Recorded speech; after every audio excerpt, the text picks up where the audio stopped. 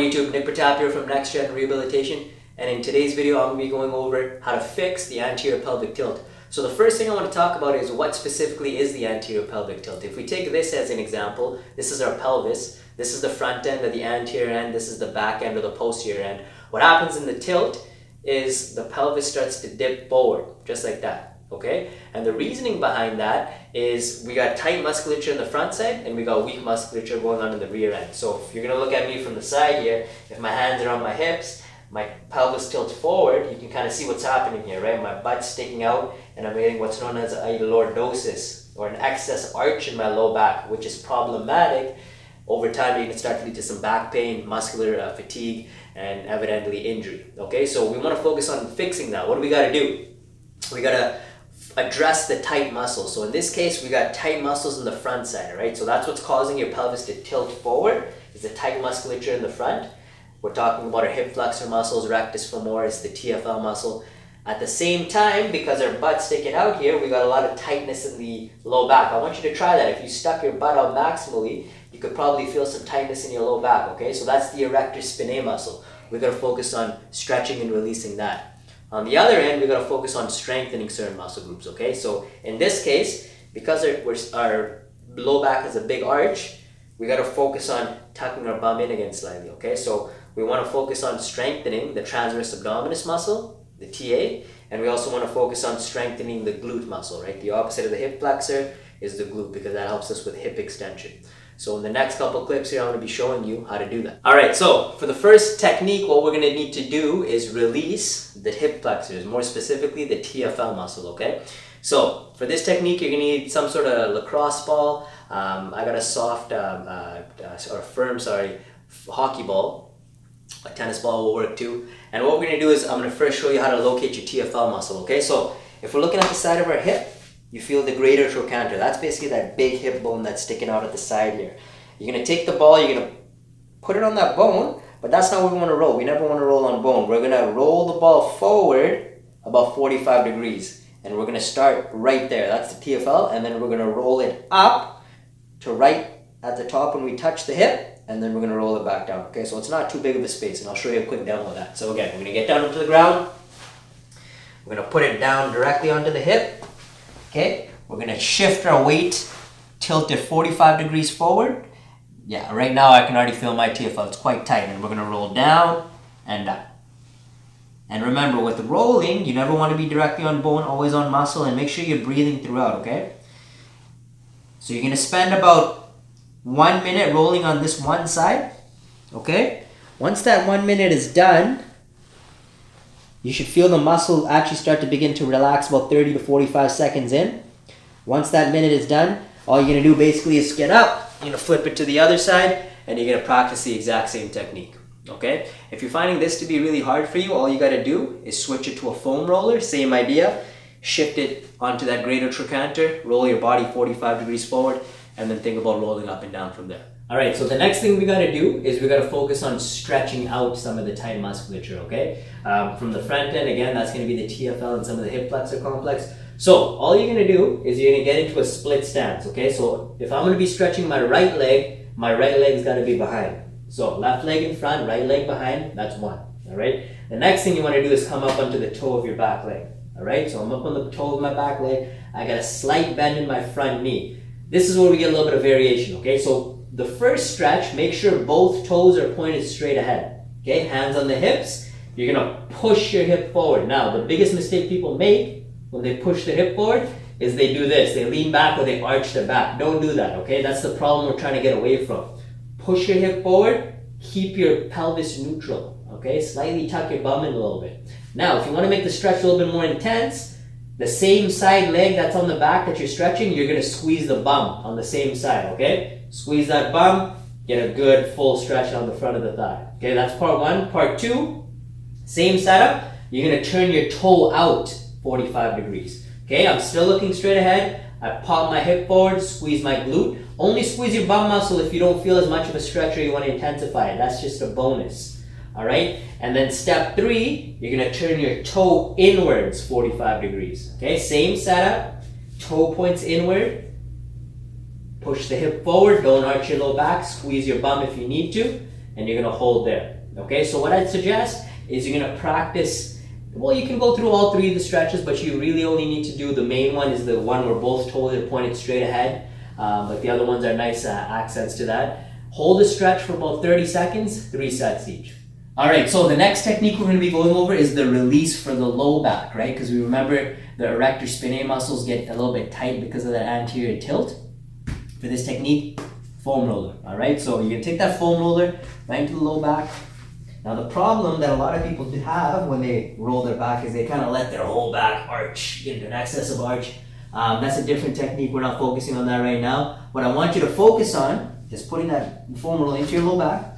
Okay, keep the knees bent 45 degrees. Don't let yourself arch over, okay? So keep your core slightly engaged and just slightly, maybe an inch off the ground, you're lifting your bum, we're rolling up and down. Okay, so we're in the low back, just underneath the rib cage, and we're just spending a little bit of time here. Also, don't let your neck come up like that, right? Keep that chin tight, slightly tucked, and you're breathing in and out throughout.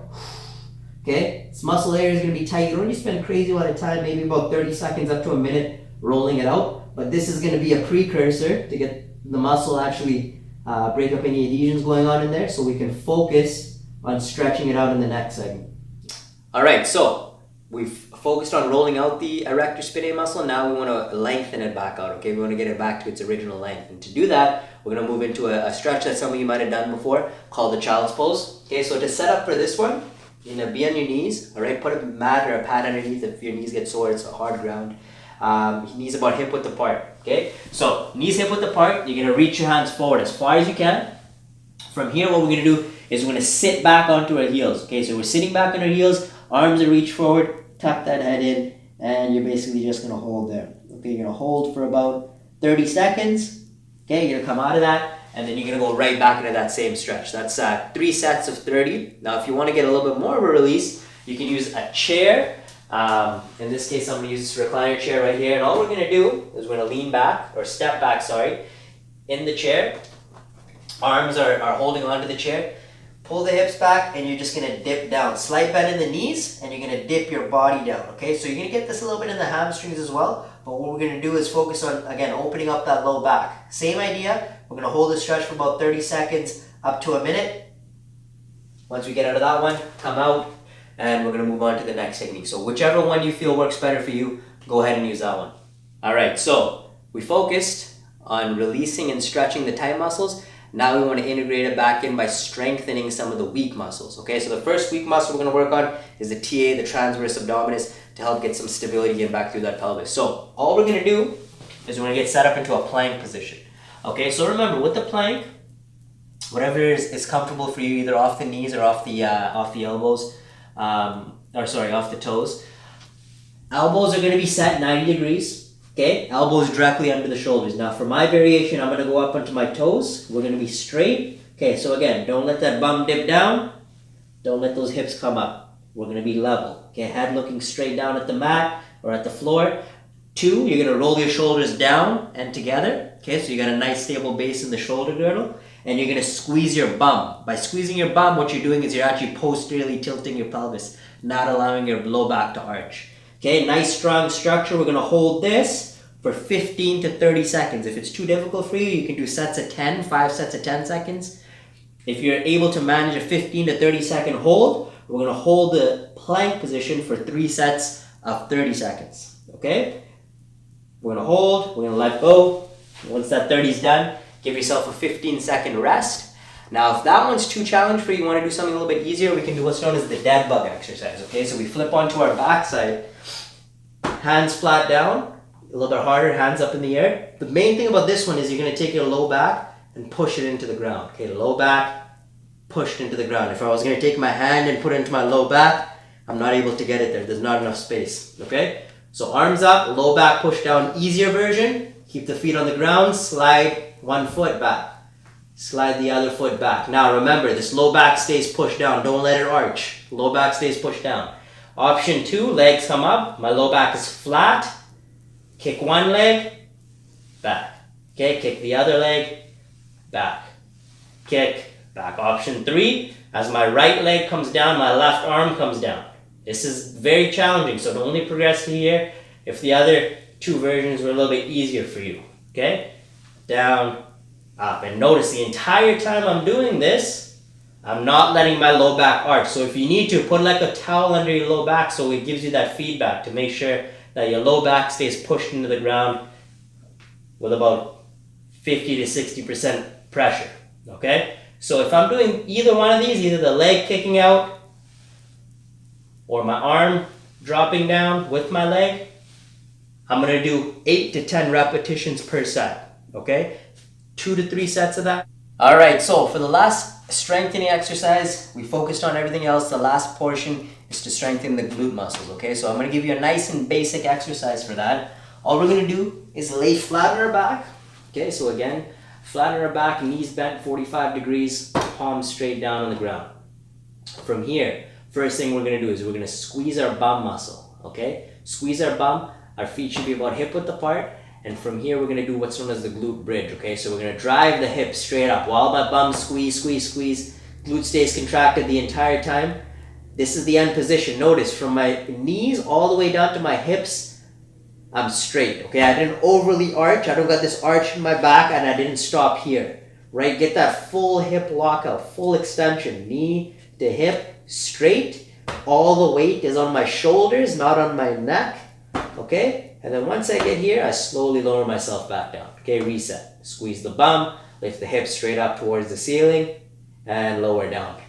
The second thing is when we're lifting our hips up, make sure you're not pushing with your toes, okay? I want you to make sure you're driving through your heels and your midfoot, and lower down. So you're going to squeeze the bum, drive the hips up, hold for 1 second, don't overarch your low back, lower back down, okay? Squeeze the bum, breathe out, breathe in as you lower. So we're going to go for 15 to 20 repetitions of 3 sets.